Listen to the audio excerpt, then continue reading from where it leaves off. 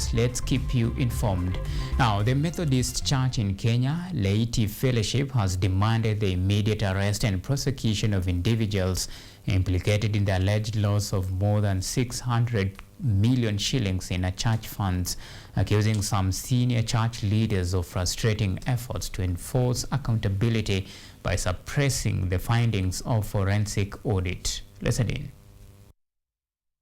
Speaking in Kwale County after the Coast Laity Convention, MCK Laity Fellowship President Dr. Hiram Mureithi spoke about the widespread cases of fraud and theft involving church resources uncovered during the forensic audit.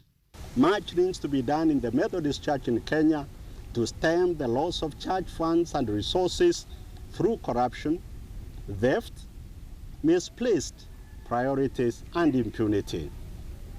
We call on the stakeholders at all levels of the church to a firm commitment to moral uprightness, integrity, accountability, and above everything else, godliness in the management of the affairs of our beloved church. The commitment to these values should be demonstrated not through lip service, but solid actions. We have been watching with a keen spiritual eye the deliberate inaction and attempts to cover up and frustrate the implementation of the two key reports that were mandated by the 58th Conference to bring accountability in the management of the church resources and the alleged grabbing of church land by some leaders. In response, the fellowship demands the immediate implementation of the recommendations from the forensic audit, insisting all individuals affiliated with the alleged losses be investigated and prosecuted.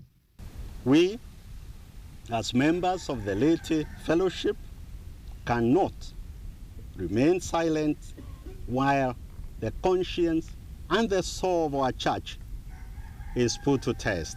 Today, we stand on the unchanging foundation of truth and ask those who participated, conspired, and quietly cheered the illegal sting of Reverend Deye through false ones and framed allegations to do one honorable thing, to repent. Renewed calls for justice over the disputed 54-acre Jomvu church land in Mombasa were raised, alleging irregular subdivision of the property and misappropriation of the proceeds from the sale. Kama huo na kanisa letu liweze kuwa kanisa ambako kila mtu akiingia hapo asihesabiwe na lile kule alikotoka, asihesabiwe na elimu alionayo, lakini ahesabiwe kama Mkristo na ahesabiwe na haki zote ambazo kanisa linalo linapeana. Despite all this, members remain hopeful that implementation of the recommendations will help solve church disputes, strengthen governance, promote accountability, and restore confidence in the institution.